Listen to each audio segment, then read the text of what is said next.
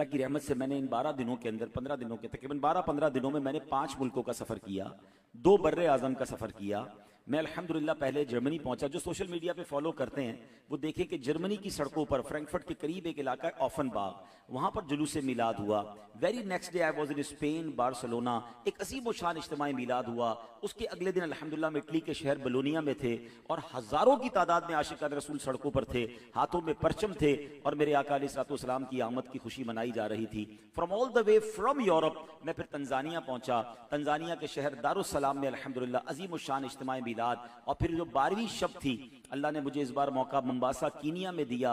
और जिन्होंने ये मंजर सोशल मीडिया पे देखा, नहीं देखा तो आप सर्च कीजिएगा, मेरे नाम के साथ अब अफ्रीका मिलाद लिखेंगे तो मोम्बासा की सड़कों पर अफ्रीकन, नहीं कह रहा पाकिस्तानी, इंडियन, एशियन, अफ्रीकन मुसलमान जिस तरह मौजूद थे, हाथों में परचम थे और अपनी जबान में वो नबी पाक की आमद के जिस तरह नारे लगा रहे थे, तो सुभान अल्लाह, जो रब ने कुरान में वादा फरमाया है ना, वरफअना लका ज़िक्रक, ए महबूब तुम्हारे लिए हम तुम्हारे जिक्र को बुलंद करेंगे, वलल आखिरतु खैरुल लका मिनल ऊला, ए महबूब तुम्हारी आने वाली हर घड़ी पिछली घड़ी से बेहतर है। तो डे बाय डे हम देख रहे हैं कि दुनिया के कोने कोने में अल्हम्दुलिल्लाह मेरे आका का चर्चा बुलंद हो रहा है। मैं आज सुबह कराची पहुंचा हूं, परसों मैं स्कर्दू में था। जिन्होंने स्कर्दू विजिट किया है, वहां के शंग्रीला रिजॉर्ट के अंदर अल्हम्दुलिल्लाह अजीम शान इज्तिमाई मिलाद का इनेकाद किया गया। तो सुभान अल्लाह, जिधर देखिए मेरे आका के चर्चे बुलंद हैं और ये बुलंद होते चले जाएंगे। आला हज़रत ने लिखा ना, रहेगा यूं ही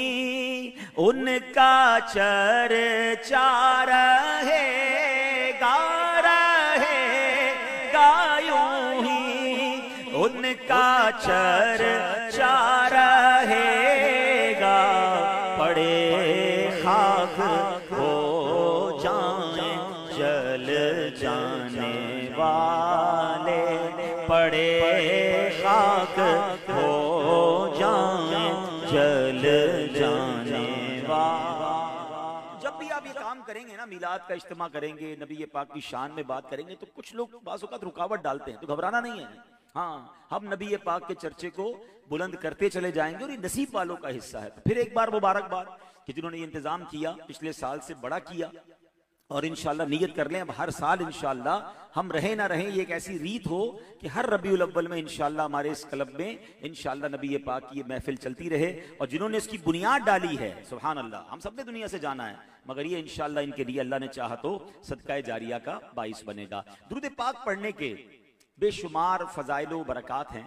मेरे आका मदीने वाले मुस्तफ़ा सल्लल्लाहु तआला अलैहि वसल्लम का फरमाने आली शान है, जिसका मजमून है कि तुम में से वो शख्स जो मुसीबतों और परेशानियों में गिरफ्तार हो।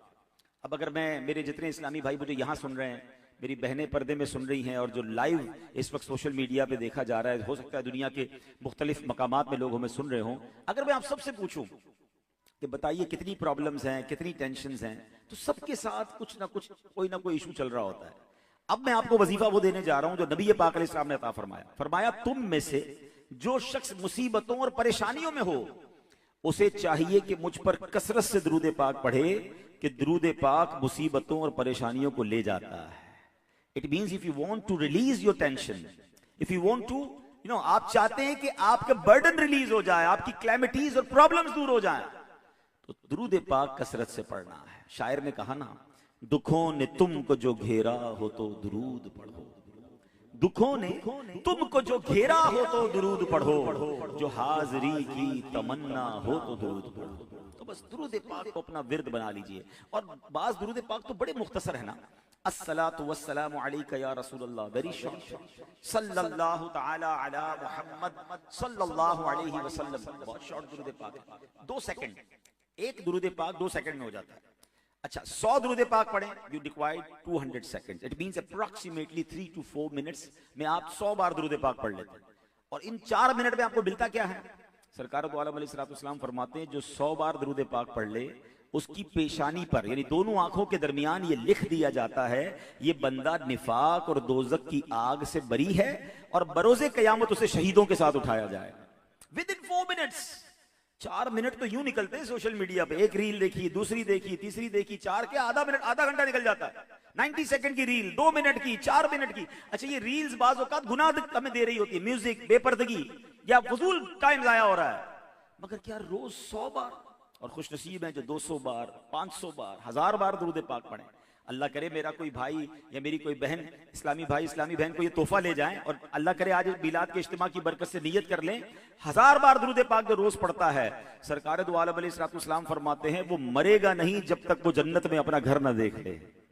आए हाय, सबका घर होगा, एड्रेस भी होगा, मगर हमें नहीं पता जन्नत में हमारा घर है कि नहीं। मगर 1000 बार दुरूद पाक पढ़ने वाले से आका फरमाते हैं उसको मरने से पहले जन्नत में अपना मकाम दिखा दिया जाएगा। तो बहरहाल सब नियत करें कि इंशाअल्लाह अब फजूल कामों से बचकर जिक्र दुरूद में अपनी ज़बान को यूज़ करें। और ये तो वैसे भी 1500वां मिलाद है, तो ये साल तो ख़ास दुरूद पाक में गुजारें और दुरूद पाक की बरकत से इंशाअल्लाह हाज़िरी मदीना भी नसीब होगी और करम होगा तो सरकार का दीदार भी नसीब हो जाएगा इंशाअल्लाह। मोहब्बत के साथ दुरूद पाक पढ़ लें। सल्लु अलल हबीब सल्लल्लाहु तआला अला मुहम्मद सल्लल्लाहु अलैहि वसल्लम। आज चूंकि मिलाद मुस्तफ़ा की महफिल है, नबी पाक की सीरत पर बात करनी है। प्यारे आका अलैहिस्सलाम की सीरत पर अगर आपको कोई खुला टॉपिक दे देना कि भाई आपने नबी पाक अलैहिस्सलाम की सीरत पर बात करनी है, तो यकीन करें बयान करने वाला बाज़ औक़ात पज़ल्ड हो जाता है कि प्यारे आका अलैहिस्सलाम पर बात कैसे करें। सबसे पहली बात तो ये कि अल्फाज ही नहीं है, दूसरी बात ये कि औकात भी नहीं है, उसकी कैसे बात करें। आला हज़रत ने एक जगह लिखा, एक कलाम लिखा ना नबी पाक की शान में, कहते हैं अर्श हक है मसनदे रिफ़अत रसूलुल्लाह की, देखनी है हश्र में इज्जत रसूलुल्लाह की, ला व रब्बिल अर्श जिसको जो मिला उनसे मिला, कटती है कौनैन में नेमत रसूलुल्लाह की। फिर लिखते लिखते आखिर में पज़ल्ड होके पता क्या लिखते हैं, कहते ऐ रज़ा खुद साहिबे कुरान है मद्दाहे हुज़ूर, ऐ रज़ा खुद कुरान में रब प्यारे हबीब की शान बयान फरमा रहा है, नबी पाक की तारीफ कर रहा है, तो हमारी औकात क्या है। ऐ रज़ा खुद साहिबे कुरान है मद्दाहे हुज़ूर, तुझसे कब मुमकिन है फिर मिदहत रसूलुल्लाह। इट्स वेरी डिफिकल्ट कि नबी पाक की शान में बंदा कुछ कहे, क्योंकि हमारी तो औकात ही नहीं ना।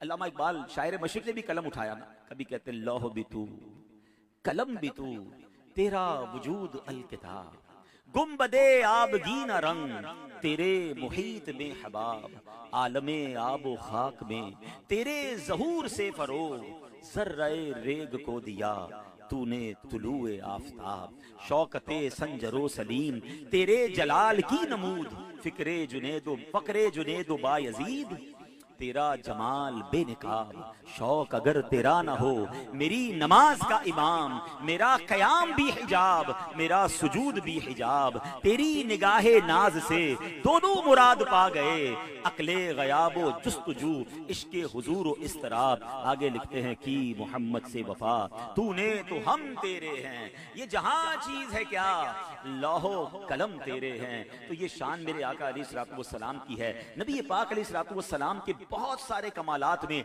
एक जबरदस्त वस्फ जो सामने आता है कि अल्लाह ने प्यारे आका अलैहिस्सलाम को कमाल के मौजज़ात अता फरमाए। अच्छा याद रखिएगा, हर नबी को मौजज़ा अता किया गया, मिरेकल।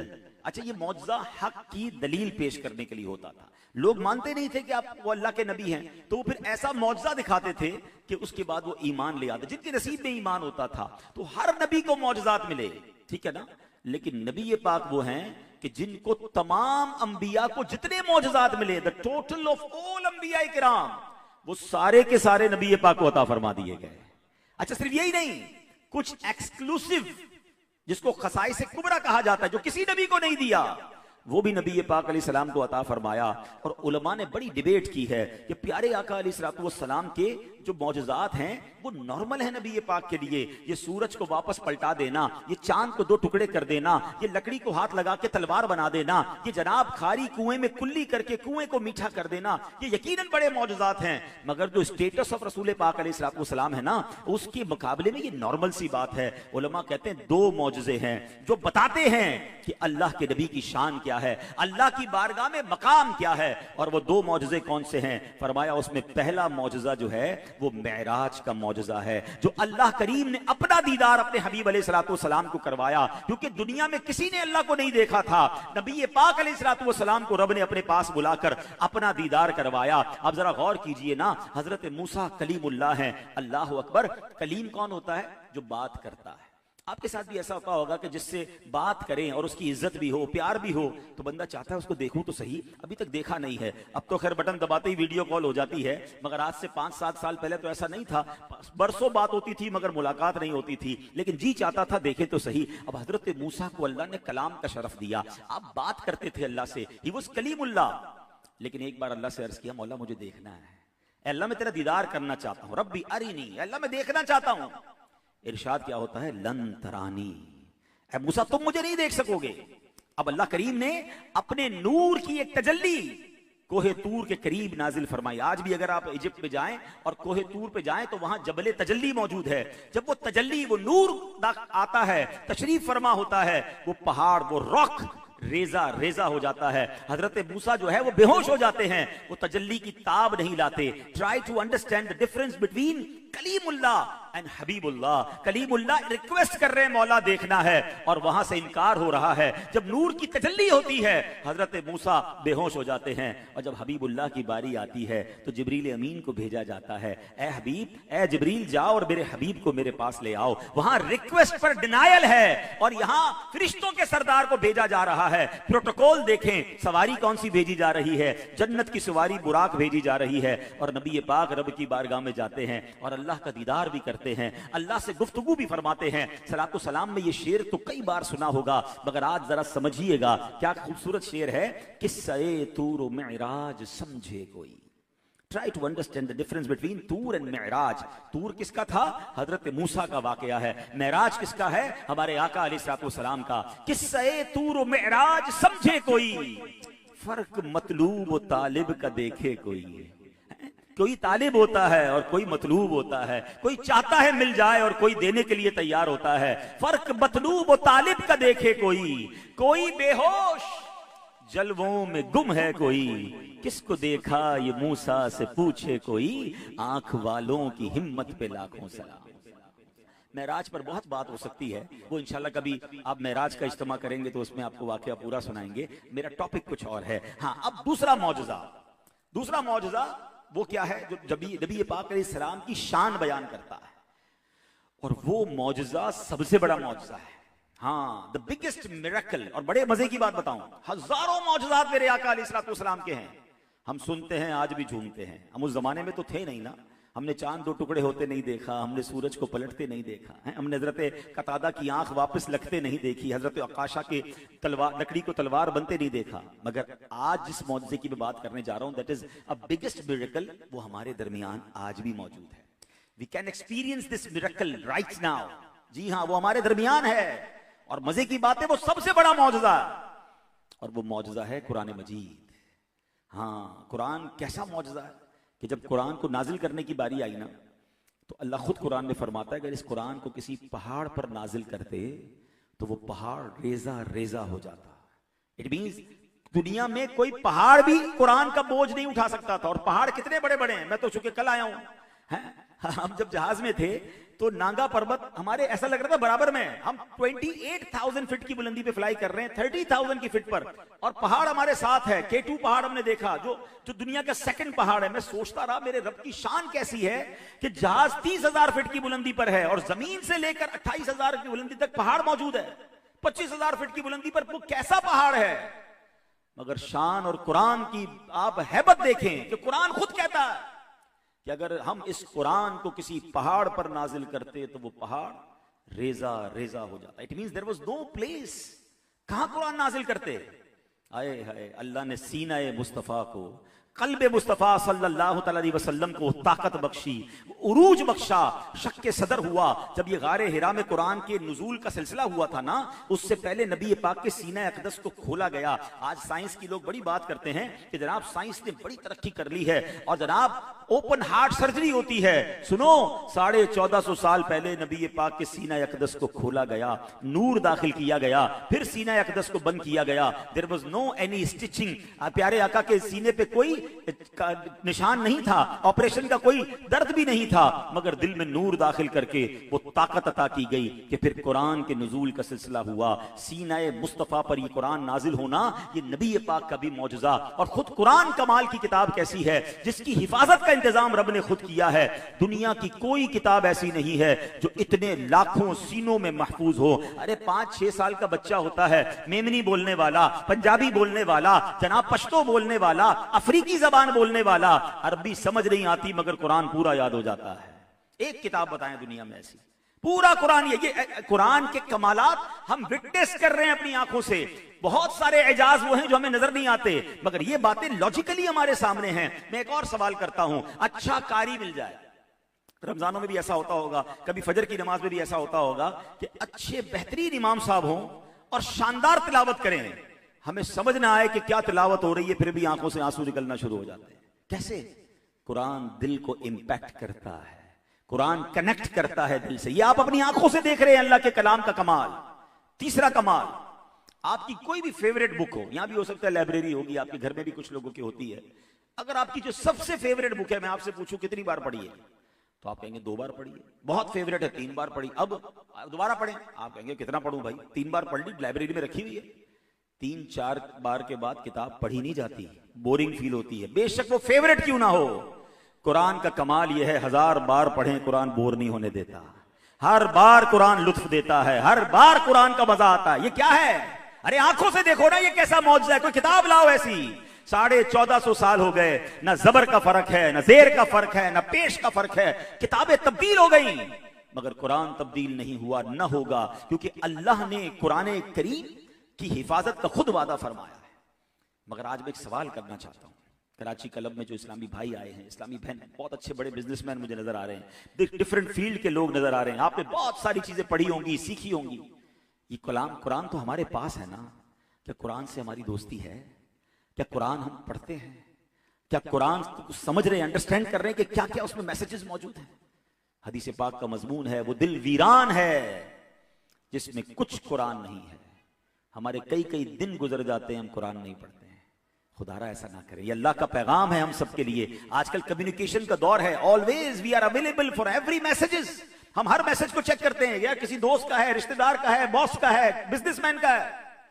अल्लाह का मैसेज घर में आया हुआ है, पढ़ लिया, समझ लिया। और अगर नहीं समझा तो बताइए, क्या ये जवाब दे सकेंगे कि मेरे पास कराची क्लब में शाम में 2 घंटे गुजारने के लिए थे मेरे मौला, अगर कुरान पढ़ने का टाइम नहीं था? है अल्लाह, मैं बिजनेस पे जाता था, फैमिली को वेकेशन पे भी लेके जाता था, मगर मालिक तेरा कलाम आया था। हमारा कनेक्शन है कुरान से, बड़ा पक्का है।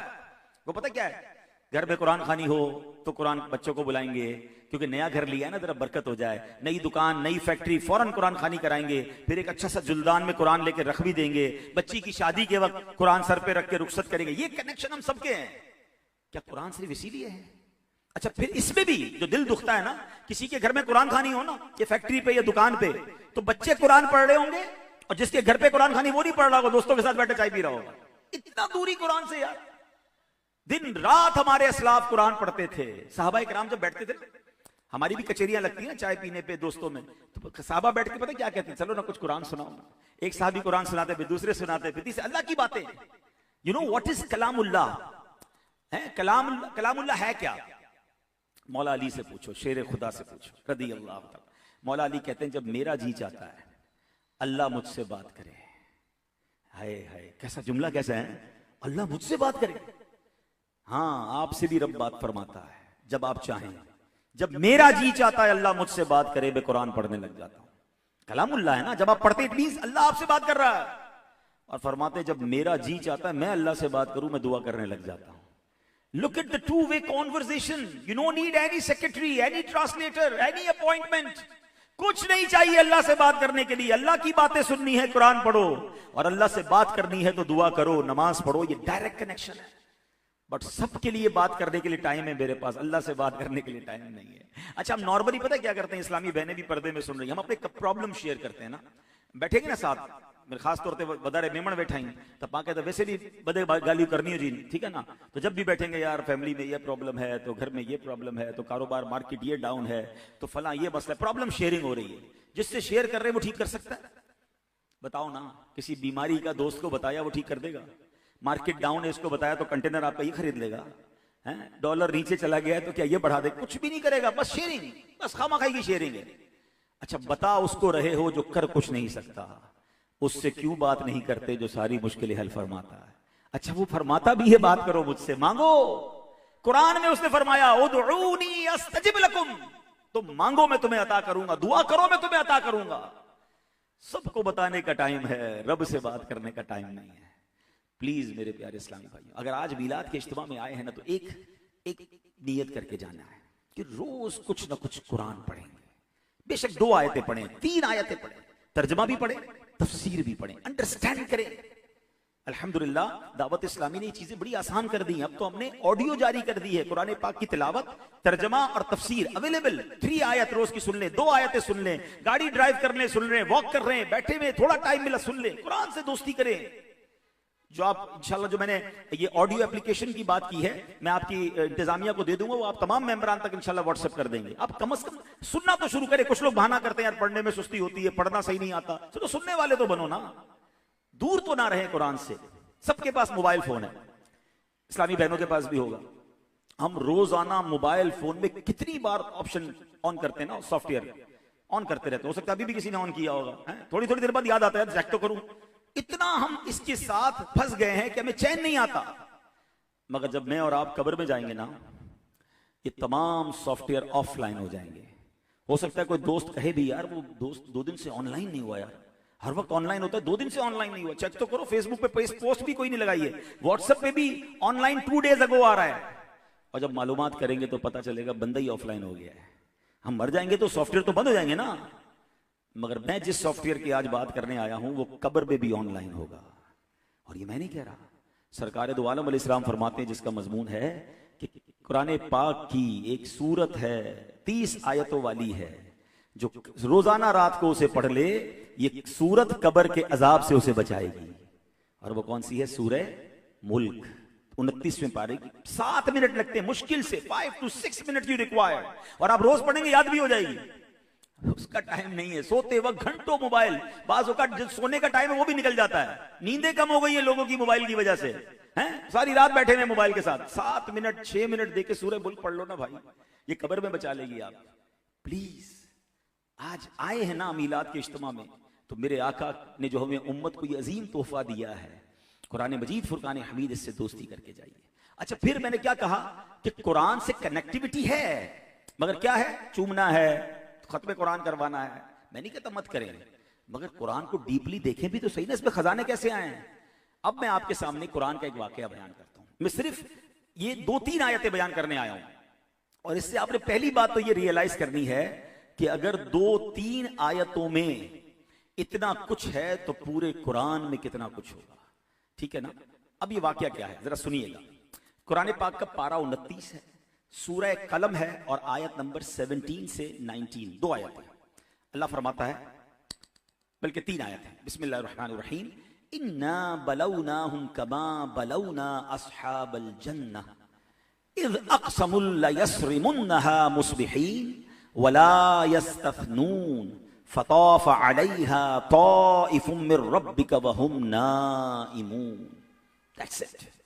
1-2 मिनट में ये बातें पूरी हो गई, लेकिन इसके अंदर कितना अजीम वाकया और कितना बड़ा मैसेज है। ये आप इस्लामी भाइयों के लिए भी है, इस्लामी बहनों के लिए भी। अब इसका तर्जुमा बयान करता हूं। आसान तर्जुमा कुरान कंजुल इरफान। बेशक हमने उन्हें जांचा जैसा बाग वालों को जांचा था, जब उन्होंने कसम खाई कि जरूर सुबह होते उस बाग को काट लेंगे, और इंशा अल्लाह नहीं कह रहे थे, तो इस बाग पर तेरे रब की तरफ से एक फेरी करने वाला फेरी कर गया जबकि वो सो रहे थे। अभी कौन से बाग वाले थे, क्या हुआ इनका? अब इसकी तफसीर पढ़नी पड़ेगी ना। कुरान तर्जमे और तफसीर के साथ प्रॉपर समझ आता है। अब तफसीर कुरान सुनिए। यमन का एक शहर है सनआ। उस शहर में एक बड़ा सखी और नेक आदमी रहता था। नेक भी बड़ा था और सखावत भी बड़ी थी, और उसके पास एक बड़ा खूबसूरत बाग था।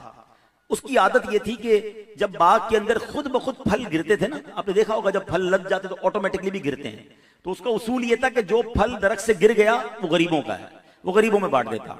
और जब दरख्तों के फल तोड़े जाते थे, फसल उतारी जाती थी, तो दरख्तों के नीचे कपड़े बिछा दिए जाते, जो फल कपड़ों पर गिरते वो भी फकीरों को दे देता। फिर जो अब इसका हिस्सा बचता था मालिक का, उसमें भी 10% 10वां हिस्सा वो गरीबों को दे देता। हर बार यही करता था। अल्लाह ने इसके बाग में ऐसी बरकत डाली थी, कमाल के फल होते थे, हैं पूरे शहर में चर्चा। अब उस शख्स के 3 बेटे थे, बेटे 3 थे, मगर बाप की तरह वो सखी नहीं थे, कंजूस थे। अब बाप का हो गया इंतकाल, ठीक है ना। अब बाप का इंतकाल हुआ तो बेटों ने कहा यार ये अब्बा जान अजीब आदमी, वो तो अकेले थे, ठीक है ना, अब हम 3 हो गए, हम तीनों की फैमिलियां हैं, 10% गरीबों को दे देते थे तो ये तो हमारा हिस्सा कम हो जाएगा। अब ऐसा करते हैं, हम ये प्लान करते हैं कि अब हमने गरीबों को कुछ नहीं देना। दूसरे भाई ने कहा यार अगर हम गरीबों को नहीं देंगे वो तो हर साल आ जाते हैं, उनको पता है फसल उतरने वाली है, तो काम ऐसा करते हैं रात को निकल जाते हैं, अर्ली मॉर्निंग फजर होते ही हम सारी बाग खाली कर लेते हैं, फकीरों को गरीबों को पता ही नहीं चलेगा। नीयत क्या है? अल्लाह की राह में खर्च ना करने की। नीयत क्या है? गरीबों को जो देना है उसको लूट लेने की, बुरी नीयत।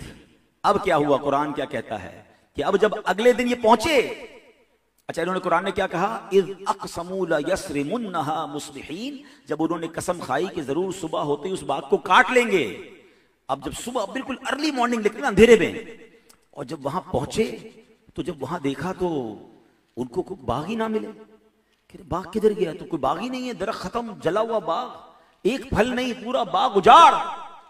कुरान कहता जब ये प्लानिंग कर रहे थे ना तो वला यस्तथनून, और इंशा अल्लाह नहीं कह रहे थे, हम कर लेंगे, हम उतार लेंगे, हम उनको नहीं देंगे, सारी बातें हो रही हैं, अल्लाह का नाम नहीं है, इंशा अल्लाह नहीं है, प्लानिंग ही रॉन्ग है ना।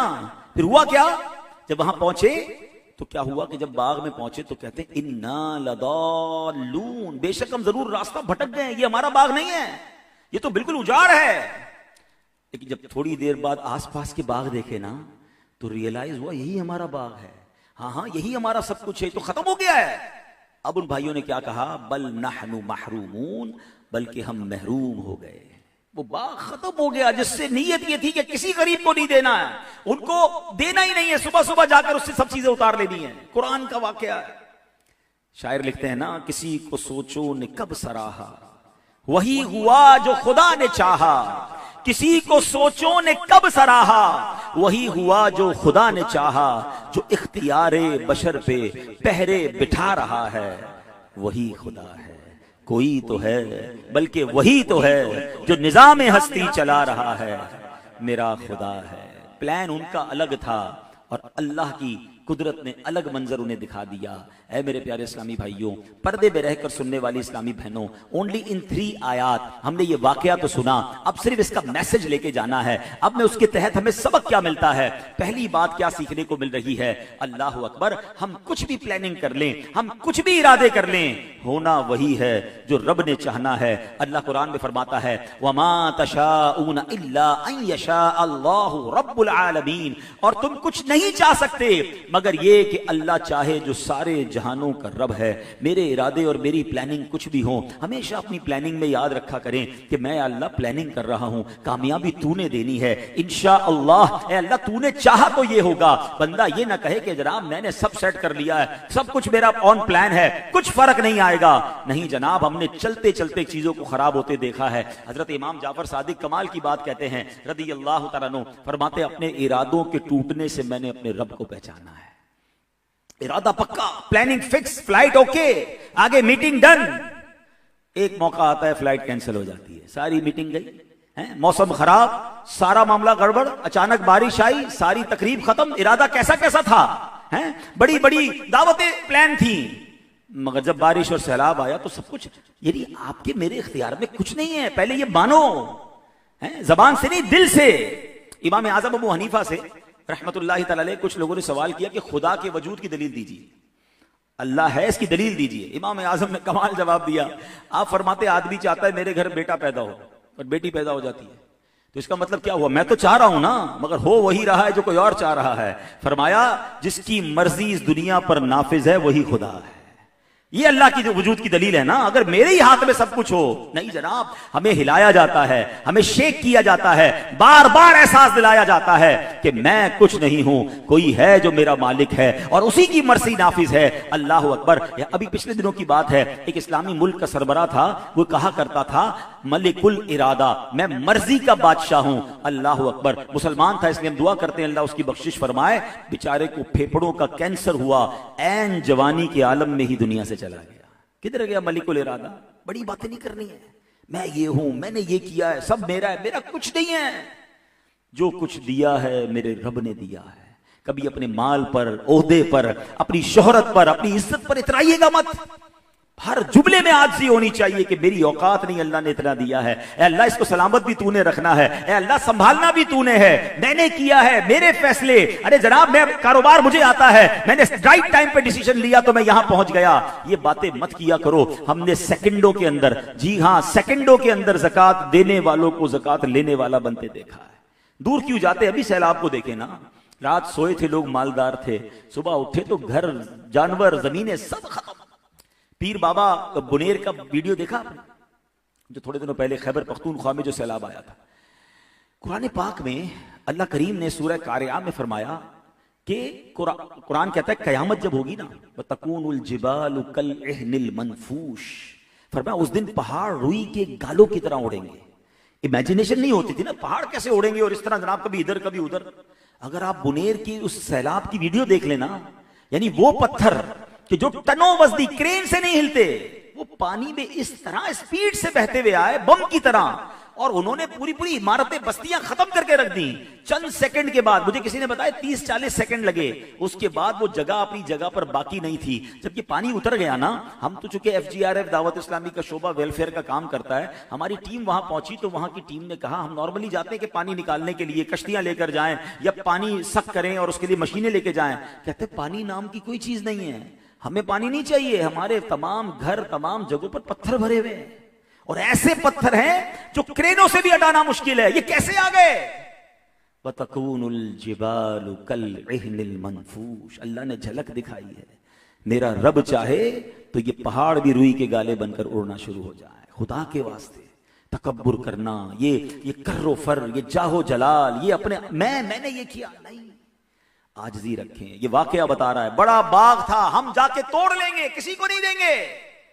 कुरान कहता ना, इंशाअल्लाह नहीं कह रहे थे, क्या हुआ? सब खत्म। उनको बाग ही नजर नहीं आ रहा, कह रहे बाग कहां गया? बाद में यही हमारा बाग है। आगे सबक क्या मिल रहा है मेरे प्यारे इस्लामी भाइयों? अल्लाह करीम ने इस वाकये में एक और सबक दिया कि हम मोहताज हैं। कुरान में फरमाया ना, इय्याका नअबुदु व इय्याका नस्तईन, हम तेरी ही इबादत करते हैं, तुझी से मदद चाहते हैं। इसका मतलब क्या है?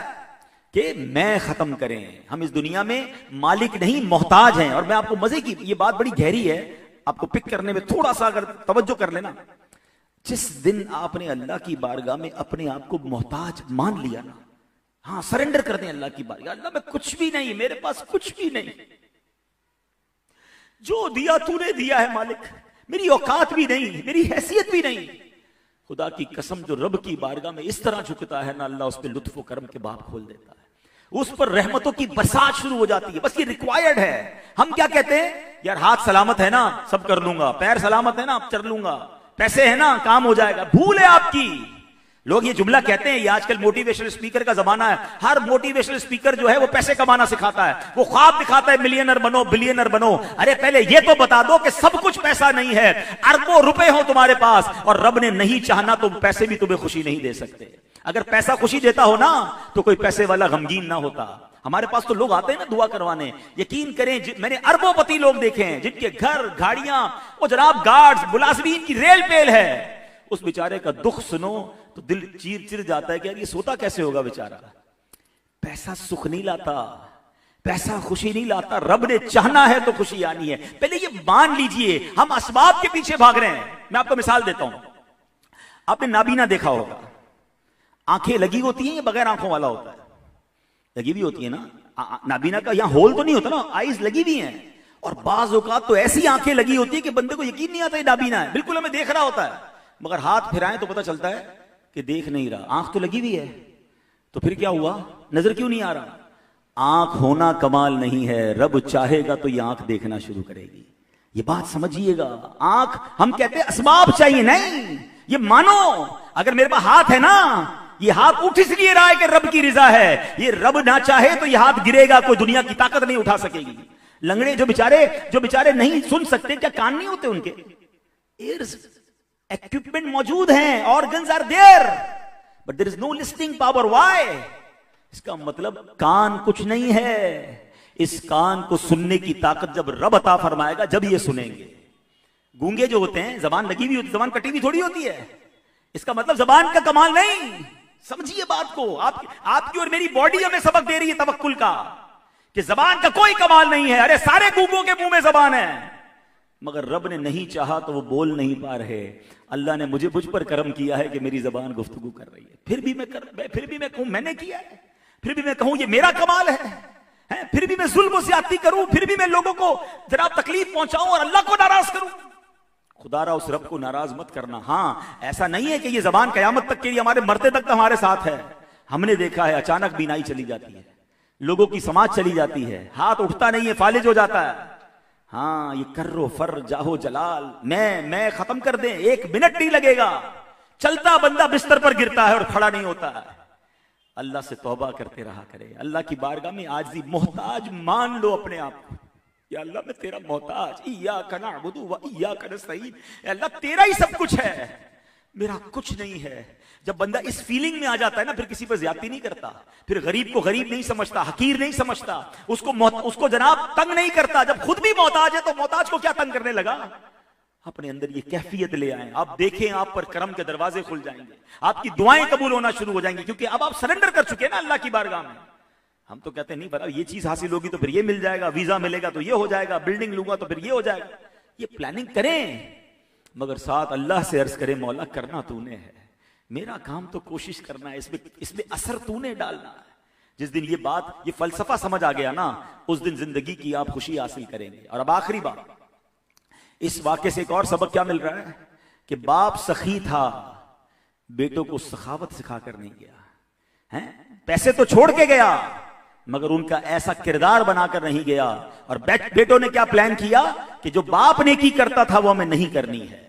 और ये प्लीज, जितने बिलखुसूस में अपनी मेमन सोसाइटी और उन तमाम लोगों से बात कर रहा हूं, मैं बुजुर्गों को जानता हूं माशाल्लाह अल्लाह की राह में खर्च करते हैं। हम भी जाते ना किसी के घर पर तो कहते हैं भाई हमारे तो अब्बू करते हैं या दादा करते हैं, हमें नहीं पता वो चैरिटी क्या करते हैं। या आप गलत कर रहे हैं। आप अपने बच्चों को बिठाकर चैरिटी करें, अपने बच्चों के हाथ से ये नेकी वाला काम करवाएं, वरना ऐसा ना हो कि जो नेकी आप कर रहे थे, आपके दुनिया से जाने के बाद वो बच्चे वो नेकी ही खत्म कर दें। लोग कहते हैं बच्चों के लिए प्लॉट छोड़ के जाना चाहिए, बच्चों के लिए माल छोड़ के जाना चाहिए। अल्लाह के बंदो, माल के साथ सखावत भी छोड़ के जाना चाहिए। उनको नेक तो बनाकर जाएं। अरबों रुपए छोड़कर गए और शराबी बेटा है तो बाप को तो कब्र में मार पड़ेगी।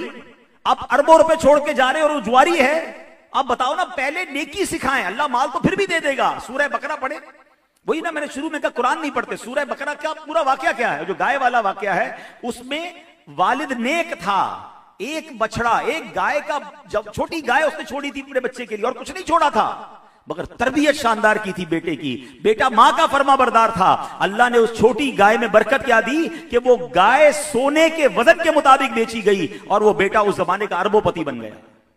आप औलाद नेक बना दे, अल्लाह माल में खुद बरकत डाल देगा। हम दूसरी तरफ चले गए, हमने साइकिल ही चेंज कर लिया, हम पैसे छोड़ के जाना चाहते हैं औलाद के लिए। लेगेसी ये है कि औलाद को नेक बना कर जाएं, औलाद को तवक्कुल सिखा कर जाएं, औलाद को सखावत सिखा कर जाएं। मैं एक मशवरा जरूर दूंगा मेरे इस्लामी भाई और इस्लामी बहनों को, कुछ ना कर सको ना, अपनी औलाद को नमाजी जरूर बना देना, 5 वक्त का नमाजी बना देना। पता है क्या फायदा होगा? रोजाना 5 वक्त वो बेटा या बेटी दिन में कई बार किबला रू बावुजू अत्तहियात में बैठकर क्या कहेगी रब की बारगाह में? रब्बना ग़फ़िरली वली वालिदैया वलिल मुमिनीन यौम यक़ूमुल हिसाब। मुबारक हो उन वालिदैन को जिनके बच्चे नमाजी हैं, वो सुबह शाम उन्हें दुआएं देंगे, बेशक हम कब्र में चले जाएं। और सुनो, बच्चों की दुआएं माँ बाप को कैसे कैसे बचाती हैं। हजरत ईसा अला नबीना अलैहिस्सलाम एक बार कहीं जा रहे थे, अल्लाह के नबी थे ना, आपने कब्र में देखा अजाब हो रहा था। अल्लाह के नबियों को बहुत कुछ दिखा दिया जाता है। थोड़े दिनों बाद आए तो कब्र में नूर की बारिश। या अल्लाह, ये थोड़े दिनों पहले तो अजाब हो रहा था और अब नूर की बारिश। इरशाद हुआ, ए ईसा, बंदा बड़ा गुनाहगार था, मरा तो अजाब हो रहा था गुनाहों की वजह से, मगर अपनी वाइफ को प्रेग्नेंट हामिला छोड़कर मरा था। वाइफ के बच्चा पैदा हुआ, बेटा बड़ा हुआ, मदरसे में गया, कारी साहब ने कहा पढ़ो बिस्मिल्लाहिर्रहमानिर्रहीम। बेटे ने बिस्मिल्लाहिर्रहमानिर्रहीम पढ़ा। ए ईसा, मुझे हया आई कि जिसका बेटा मुझे जमीन के ऊपर रहमान रहीम नाम से पुकार रहा है, उसके वालिद को जमीन के अंदर कैसे अजाब दूं। ए ईसा, उसके बेटे की नेकी की बरकत से बाप से अजाब को दूर कर दिया। बनाओ ना बेटों को ऐसा, बनाइए ना औलाद। नहीं, मेरा बेटा फलां डिग्री होल्डर है, मैं नहीं कहता दुनिया की तालीम ना दे, मैं नहीं कहता कारोबार ना सिखाएं, हलाल सारी चीजें सिखा दें, मगर कुरान भी तो सिखाए ना, नमाज भी तो सिखाए ना, सखावत भी तो सिखाए। बेटा इतने पैसे तुम्हारे लिए छोड़ के जा रहा हूं, ये भी सिखाए कि बेटा ज़कात पूरी देनी है। और यहां नेकी में करता था। अब तो हाल ये हो गया कि बाप के इंतकाल के बाद बाप के रिश्तेदारों से ताल्लुक खत्म।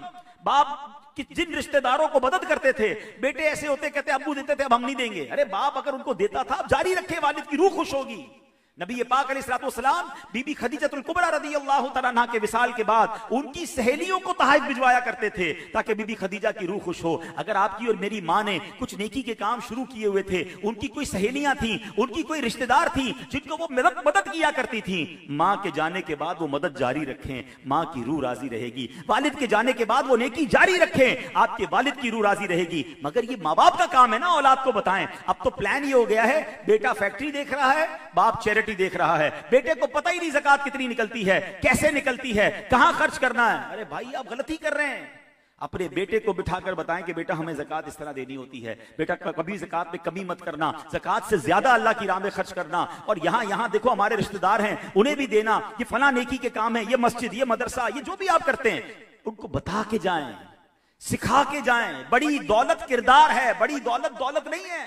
आपकी लेगेसी, आपकी तरबियत होगी। हमने देखा बाप ने बच्चे को ऐसी तरबियत दी कि उस बेटे के बाल में अल्लाह ने बरकत डाली, वो गरीब था करोड़पति हो गया। और हमने ऐसे भी खानदान देखे कि बाप अरबों रुपए छोड़कर गया मगर तरबियत ना की। उन बच्चों ने जुए में, शराब में, गलत कामों में पैसे लगाकर सारा जो खानदान का पैसा था बर्बाद कर दिया। तो सीखने को क्या मिला? तरबियत जरूरी है। और कुरान भी यही बता रहा है कि बाप तो नेक था, सदका भी करता था, मगर बच्चों की तरबियत करके ना गया, तवक्कुल और उन्हें सखावत ना सिखाई। अल्लाह करे ये बात समझ आ जाए। पहले तो हमें अपने अंदर ये नेकी लानी होगी ना। अगर मुझे अपने बच्चों को नमाजी बनाना है, मेरी माओं को अगर अपनी बच्चियों को नमाजी बनाना है, तो first of all we become नमाजी। पहले हम तो 5 टाइम नमाज पढ़ें। बच्चे माँ बाप को देखते हैं कि मेरा वालिद तो नमाज पढ़ता नहीं, मेरी वालदा तो नमाज पढ़ती नहीं, तो जनाब मैं क्या करूंगा? तो नहीं मेरे प्यारे इस्लामी भाइयों, जिन घरों में 5 वक्त नमाज होती है बच्चे भी वहां नमाजी बनते हैं। तो अल्लाह करे दिल में उतर जाए मेरी बात। और अगर यहां कोई मेरा ऐसा भाई बैठा है जिसके दिल में भी सखावत नहीं है, तो सखावत जो है ना ये अल्लाह को बड़ी पसंद है। हाँ, हदीस पाक में आता है सखी 3 चीजों के करीब होता है, 1 चीज के दूर होता है। बस अब मैं बयान खत्म करने लगा हूं, अगले 2-3 मिनट में तवज्जो मेरी तरफ रखिएगा। अल्लाह के हबीब अलैहिस्सलातु वस्सलाम फरमाते हैं कि सखी जो है, अस्सखीयु करीबुम मिनल्लाह, करीबुम मिनल जन्नह, करीबुम मिनन नास, बईदुम मिनन नार। 3 चीजों से करीब होता है सखी। अल्लाह के करीब, जन्नत के करीब, लोगों के करीब। सखी से लोग मोहब्बत करते हैं। और 1 चीज से दूर होता है, किससे? जहन्नम से दूर होता है। और आका फरमाते हैं, वो फरमाया वल बखीलु कंजूस, बईदुम मिनल्लाह, बईदुम मिनल जन्नह, बईदुम मिनन नास, करीबुम मिनन नार। जो बखील होता है, कंजूस होता है, ऐ ज़कात पूरी ना देने वालों, ऐ अल्लाह की राह में खर्च ना करने वालों, सुनो, अल्लाह के हबीब फरमाते हैं जो बखील होता है ना वो अल्लाह से भी दूर, जन्नत से भी दूर, लोगों से भी दूर, मगर जहन्नम के करीब होता है। अब मुझे और आपको चेक करना है कि मैं किस कैटेगरी में हूं, मैं सखावत वाली में हूं या माद अल्लाह बुखल वाली में। एक सहाबी रसूल की शिकायत आई नबी पाक की बारे में, बड़ी यूनिक शिकायत है। शिकायत क्या की? भाई आए, कहते हुजूर ये हजरत कैस अंसारी, उनके भाई आए रदी अल्लाह तआला, कहते हुजूर ये सहाबी हैं मगर ये खर्ची कर देते हैं, बचाते ही कुछ नहीं, अल्लाह की राह में खर्च कर देते हैं। तो जब हजरत कैस की बारगाह में नबी पाक ने पूछा तो उन्होंने कहा हुजूर मेरी आमदनी जितनी है, जितना खर्चा है वो अपने घर बार पे खर्च करता हूँ, बाकी अल्लाह की राह में खर्च कर देता हूँ, बचाता कुछ नहीं हूँ। प्यारे आका ने पता है क्या किया? नबी पाक ने उसके सीने पर हाथ रखकर 3 बार फरमाया अनफिक युनफिकुल्लाहु अलैका, अनफिक युनफिकुल्लाहु अलैका, अनफिक युनफिकुल्लाहु अलैका। आका फरमाते खर्च कर अल्लाह और अता फरमाएगा, खर्च कर अल्लाह और अता फरमाएगा, खर्च कर अल्लाह और अता फरमाएगा। शिकायत लेकर आए थे, आका हौसला अफजाई फरमा रहे हैं। और रावी लिखते हैं उसके बाद अल्लाह ने इतनी माल में बरकत अता फरमा दी कि उनका माल मल्टीप्लाई हो गया। ये इतने सारे बुजुर्ग बैठे हैं जो पूरी ज़कात देता है, आप उनसे पूछें अगले साल ज़कात ज्यादा देता है। अरे ज़कात ज्यादा देने का मतलब क्या है? आपके माल में अल्लाह ने बरकत डाल दी ना, तो खर्च सिर्फ ज़कात क्यों? अल्हम्दुलिल्लाह हमने कई ऐसे लोगों को देखा, कभी एक बिजनेसमैन के पास गया, कमाल की बात की, कहते यार ज़कात दे दी पूरी तो क्या कमाल किया, ये तो ड्यूटी है, मैं तो गिनता जब हूं कि ज़कात के बाद अल्लाह की राह में और क्या खर्च किया। तो ऐसा कोई पर्टिकुलर अपना अमाउंट रखें, उसमें गरीबों की मदद करें, बिलखुसूस सैयद साहिबान की मदद करें, क्योंकि सैयद को तो ज़कात नहीं दे सकते ना। अब आपके ज़कात के अलावा मैंने खर्च नहीं करना, तो फिर आले बैत की कौन खिदमत करेगा? तो आले रसूल की खिदमत करें, तो अल्लाह की राह में खर्च करें, माल कहीं नहीं जाता। अब आखिरी बात, सुभान अल्लाह, अब वो क्या है, हमने ये तो सुन लिया।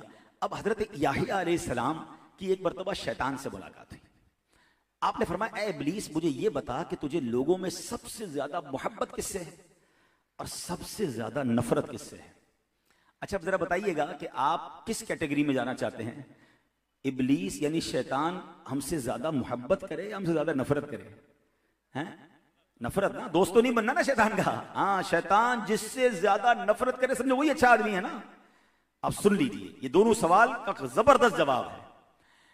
शैतान कहता है मुझे कंजूस मोमिन से ज्यादा मोहब्बत है और फासिक सखी से नफरत है। ये बड़ी कमाल की बात है। मोमिन है मगर कंजूस है, कहता है मुझे बड़ा पसंद है, और गुनाहगार है मगर सखी है, कहता है मुझे उससे बड़ी नफरत है। क्यों? हजरत याहिया ने फरमाया ऐसे क्यों, ये वजह क्या है? कहता है कंजूस के लिए तो कंजूसी ही काफी है। अगर ये खर्च नहीं कर रहा ना, बेशक नमाजें पढ़ रहा है, बेशक तिलावत की है, कितने मैसेजेस है यार भैया, वल्लाह मेरे पास इस टॉपिक पर अभी 1 घंटा और बोल सकता हूं, इतनी चीजें मैंने स्किप की हैं। लेकिन ये 3 आयतों के तहत है। जिसने पूरा कुरान पढ़ लिया, जिसने पूरा कुरान अंडरस्टैंड कर लिया, बताओ क्या क्या खजाना नहीं है कुरान में। हम तो चूमने के लिए रखा है, जुल्दान में ऊपर कुरान रख देंगे। तो टुडे मैंने 3-4 बातें की हैं, उसको याद कर लीजिएगा।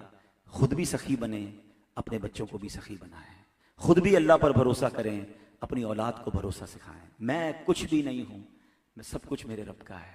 अल्लाह के आगे मोहताज बन जाएं, जबान से नहीं दिल से। फिर देखें वो कैसे करीम आपकी मदद, अब आप मोहताज ही नहीं है तो मदद कैसे होगी? मोहताज बने फिर देखें कैसे मदद होती है। और मैं अकड़, गुरूर, तकब्बुर निकाल दें, गरीबों की मदद करें और फिर कुरान से मोहब्बत करें, कुरान पढ़ें, दूसरों को पढ़ाएं। अल्लाह करे आज का ये बयान हम सब के लिए तरबियत का